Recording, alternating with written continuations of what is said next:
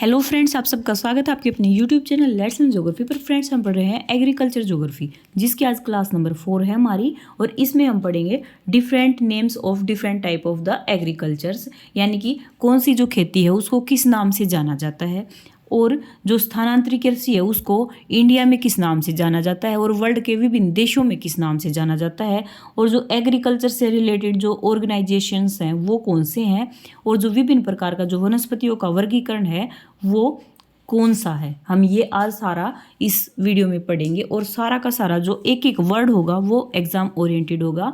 छोटी वीडियो बनेगी लेकिन बहुत ही इंपॉर्टेंट होगी, ठीक है। तो ध्यान से सुनना इसको। चलिए स्टार्ट करते हैं। सबसे पहले देखिए विटीकल्चर। विटीकल्चर क्या है? ये है अंगूरों का व्यापारिक तौर पर उत्पादन। फ्रेंड, जितनी भी ये खेती होंगी ना, ये सारी की सारी व्यापार की दृष्टि से ही होंगी, ठीक है। तो विटीकल्चर है अंगूरों का उत्पादन। नेक्स्ट है पीसी कल्चर या फिर एक्वा कल्चर। एक्वा होता है पानी, यानी कि जो पानी में जो उत्पादन होता है किसका होता है? मछली का होता है। तो जो मछली पाली जाती है ना वो है पीसी कल्चर या फिर एक्वा कल्चर। क्या है? पीसी कल्चर या फिर एक्वा कल्चर है। नेक्स्ट है सेरीकल्चर। जो सेरीकल्चर है वो है उसमें बहुत सारे जो शहतूत के पेड़ हैं वो लगाए जाते हैं, और फिर उन पर रेशम के कीड़े छोड़े जाते हैं, और फिर रेशम का उत्पादन किया जाता है। ये कहलाता है सेरीकल्चर। नेक्स्ट है फ्रेंड्स हॉर्टिकल्चर। हॉर्टिकल्चर में है ना फलों का उत्पादन होता है व्यापार की दृष्टि से ही, यह है हॉर्टिकल्चर। नेक्स्ट है ओलिविकल्चर। ओलिव, जैतून का इंग्लिश नेम है ओलिव, और जैतून का जो उत्पादन किया जाता है उस खेती को कहते हैं ओलिविकल्चर। नेक्स्ट है एपीकल्चर। जो एपीकल्चर होता है उसमें मधुमक्खी पाली जाते हैं, उनसे शहद प्राप्त किया जाता है, तो ये है मधुमक्खी पालन, जिसको कहते हैं एपीकल्चर। नेक्स्ट है फ्लोरिकल्चर। नाम से पता चल रहा है फ्लोरी, फ्लावर, तो फूलों का उत्पादन जो किया जाता है वो खेती कहलाती है फ्लोरिकल्चर। नेक्स्ट है फ्रेंड्स सिल्वीकल्चर। जो सिल्वीकल्चर होता है उसमें वनों का संरक्षण किया जाता है, बहुत सारे पेड़ पौधे लगाए जाते हैं और उनकी जो ग्रोथ होती है उस पर ध्यान दिया जाता है, ये है सिल्वीकल्चर। नेक्स्ट है वेजी कल्चर। वेजी जो कल्चर है ये जो साउथ ईस्ट एशिया है उसमें जो आदिम कृषि होती है वो कहलाती है वेजी कल्चर। नेक्स्ट है ओलेरी कल्चर। ओलेरी कल्चर में जो बेल वाली सब्जियां हैं उनका उत्पादन किया जाता है। बेल वाली सब्जियां किस में आती हैं? ओलेरी कल्चर में आती हैं। नेक्स्ट है फ्रेंड्स मैरी कल्चर। मैरी है किससे? समुद्र से रिलेटेड, तो मराइन जैसे समुद्र, तो क्या है? जो समुद्री जीवों की जो कृषि की जाती है वो कहलाती है मैरी कल्चर। नेक्स्ट है हॉर्सी कल्चर। हॉर्सी कल्चर है घोड़े का या फिर खच्चर का पालना, ये है हॉर्सी कल्चर। नेक्स्ट है वर्मी कल्चर। वर्मी कल्चर में केचुए पाले जाते हैं। नेक्स्ट है फ्रेंड्स पामोलॉजी। जो पामोलॉजी होती है उसमें फल विज्ञान आता है। फल विज्ञान को क्या कहते हैं? पामोलॉजी कहते हैं। और एरिपोनिक है वो है हवा में पौधे उगाना। एरिपोनिक क्या है? हवा में पौधे उगाना। एक बार फिर से देख लेते हैं। जो विटीकल्चर है वो है अंगूरों की खेती। क्या है? अंगूरों की खेती को कहते हैं विटीकल्चर। और मछली पालना कहलाता है एक्वाकल्चर या पीसीकल्चर। सेरीकल्चर है रेशम का उत्पादन करना। हॉर्टिकल्चर है फलों का उत्पादन। ओलिविकल्चर जैतून का उत्पादन। एपीकल्चर है मधुमक्खी पालन। फ्लोरिकल्चर फूलों की खेती करना। सिल्वीकल्चर ये वनों का संरक्षण करना। वेजिकल्चर जो है वो आदिम कृषि है जो कि साउथ ईस्ट एशिया में की जाती है। नेक्स्ट है ओलेरी कल्चर। जो ओलेरी कल्चर है वो है बेल वाली सब्जियां। मैरीकल्चर है ये है समुद्री जीवों की कृषि। और हॉर्सी कल्चर में घोड़े और खच्चर पाले जाते हैं। वर्मी कल्चर में केचुए पाले जाते हैं। पामोलॉजी है फलों का विज्ञान। और एरिपोनिक है यह है हवा में पौधे उगाना। आगे है नेक्स्ट फ्रेंड्स, यहाँ हम पढ़ेंगे कि जो वर्ल्ड में जो स्थानांतरित कृषि है उसको किस किस नाम से जाना जाता है वो पढ़ेंगे इसमें। तो देखिए सबसे पहले है यहाँ पे ये है वियतनाम या फिर लाओस। वियतनाम लाओस में जो स्थानांतरित कृषि है उसको कहते हैं रे। कांगो में अफ्रीका में कहा जाता है मसोले। पश्चिमी अफ्रीका में स्थानांतरित कृषि को कहते हैं लोगन। मैक्सिको में कहते हैं मिल्पा, कोनूल या फिर कोमक्को। मिल्पा, कोनूल या फिर कोमक्को कहा जाता है स्थानांतरित कृषि को मैक्सिको में। और वेनेजुएला में कहा जाता है कोनू को। क्या कहते हैं? कोनू को कहते हैं वेनेजुएला में। ब्राज़ील में कहते हैं स्थानांतरित कृषि को रोका। क्या कहते हैं ब्राज़ील में? रोका। नेक्स्ट है फिलीपींस। फिलीपींस में स्थानांतरित कृषि को कहा जाता है कैगिन। फिलीपींस में कैगिन कहा जाता है। नेक्स्ट है म्यांमार। म्यांमार में कहते हैं तुंग्या। तुंग्या कहलाती है स्थानांतरित कृषि म्यांमार में। नेक्स्ट है श्रीलंका। श्रीलंका में कहते हैं चेन्ना या फिर वेदा। ये बहुत ही इंपॉर्टेंट है, श्रीलंका वाला बहुत आता है। चेन्ना या वेदा कहा जाता है श्रीलंका में स्थानांतरित कृषि को। लेदांग कहते हैं जावा में और मलेशिया में। और स्थानांतरित कृषि को इंडोनेशिया में कहते हैं हुमा। तो ये सारे के सारे इंपॉर्टेंट नेम हैं, एक भी छोड़ने लायक नहीं है, सभी को याद रखना है। ठीक है, 2-3 बार वीडियो को देख लेना, अच्छे से लर्न हो जाएंगे। आगे देखते हैं। ये तो थे सारे वर्ल्ड में स्थानांतरित कृषि के नाम। अब हम पढ़ेंगे कि हमारे इंडिया में स्थानांतरित कृषि को किस किस नाम से जाना जाता है। तो नॉर्थ ईस्ट में भारत में क्या है, स्थानांतरित कृषि को क्या कहते हैं? झूम या फिर झूमिंग की खेती कहा जाता है। कहाँ पे? नॉर्थ ईस्ट में कहा जाता है झूम या फिर झूमिंग कृषि। और बुंदेलखंड का जो पठार है मध्य प्रदेश में, वहाँ पे स्थानांतरित कृषि को कहते हैं वेवार। क्या कहा जाता है? वेवार। छत्तीसगढ़ और बस्तर है जो वहाँ पे कहा जाता है दीपा। और आंध्र प्रदेश में कहते हैं पोडू। केरल का जो पश्चिमी भाग है वहाँ पे स्थानांतरित कृषि कुमारी के नाम से जानी जाती है। उड़ीसा में कहते हैं स्थानांतरित कृषि को कमान, विंगा या फिर धावी। एक बार ये 6 के 6 नाम हम फिर से देख लेते हैं। जो भी हमारा नॉर्थ ईस्ट वाला पार्ट है इंडिया का, यानी कि जो 7 सिस्टर्स हैं, उस साइड बोला जाता है झूम या फिर झूमिंग, स्थानांतरित कृषि के नाम है ये। और बुंदेलखंड जो पठार है और मध्य प्रदेश का जितना भी एरिया है वहाँ पे बोला जाता है स्थानांतरित कृषि को वेवार। छत्तीसगढ़ में, छत्तीसगढ़ आ जाए चाहे बस्तर आ जाए, तो स्थानांतरित कृषि को दीपा के नाम से जानते हैं। आंध्र प्रदेश में बोला जाता है पोडू। और फिर है केरल का जो पश्चिमी भाग है वहाँ पे स्थानांतरित कृषि कहलाती है कुमारी। उड़ीसा में कहलाती है कमान, वीगा या फिर धावी। ये सारे के सारे नाम है स्थानांतरित कृषि के जो हम इंडिया में कहते हैं। आगे हैं कुछ एग्रीकल्चर से रिलेटेड कुछ ऑर्गेनाइजेशंस हैं, उनके कुछ मुख्यालय दिए हैं और कुछ के नाम दिए हैं जिनकी फुल फॉर्म आ जाती है। ठीक है, सबसे पहले देखिए, ये है FAO, ये है खाद्य एवं कृषि संगठन। ये खाद है, फर्टिलाइजर्स जो होते हैं ना वो वाली खाद, फर्टाइल एंड एग्रीकल्चर ऑर्गेनाइजेशन है ये।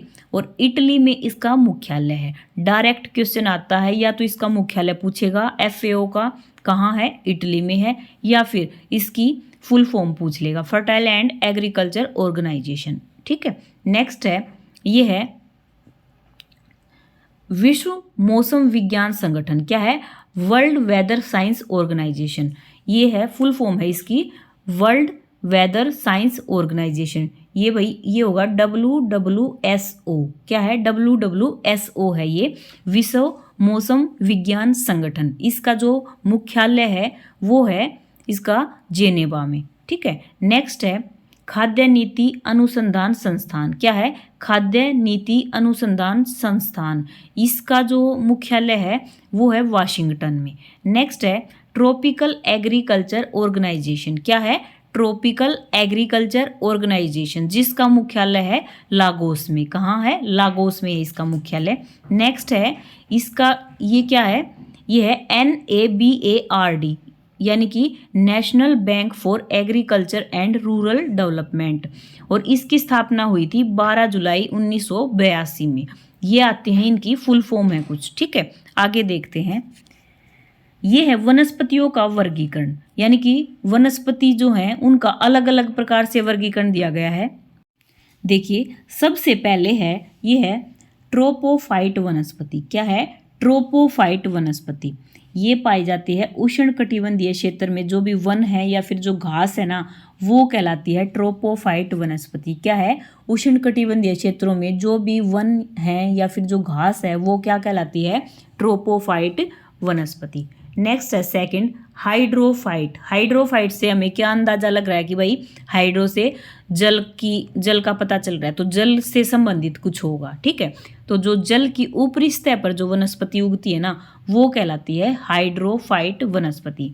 नेक्स्ट है, इसका नाम है हाइग्रोफाइट। क्या है? हाइग्रोफाइट। क्या है? हाइग्रोफाइट। ज़्यादा आर्द्रता वाला जो क्षेत्र है वहाँ पे जो वनस्पति उगती है वो क्या कहलाती है? हाइग्रोफाइट। नेक्स्ट है ज़ेरोफाइट। जो ज़ेरोफाइट होती है ना वो हमेशा ही ज़ेरो अगर नाम आ गया ना तो इसका मतलब है कि ये मरुस्थलीय क्षेत्र होंगे।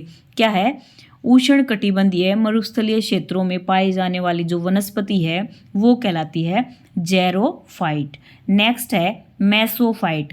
मेसोफाइट वनस्पति कौन सी है? जो शीतोष्ण कटिबंधीय और जो टैगा वनों में जो पाई जाती है ना, जो टैगा क्षेत्रों में पाई जाती है जो वनस्पति वो कहलाती है क्या? मेसोफाइट।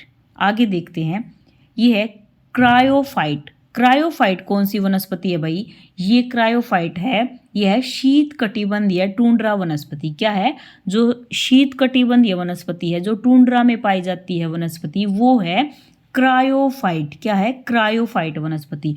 और इंपॉर्टेंट नेम है इसके लाइकेन और काई। क्या है? लाइकेन और काई। नेक्स्ट है हेलोफाइट। हेलोफाइट है वो मैग्रोव जो वन होते हैं वहाँ पे पाई जाती है, जहाँ पे नमकीन मिट्टी होती है वहाँ पे हेलोफाइट वनस्पति जो है वो पाई जाती है।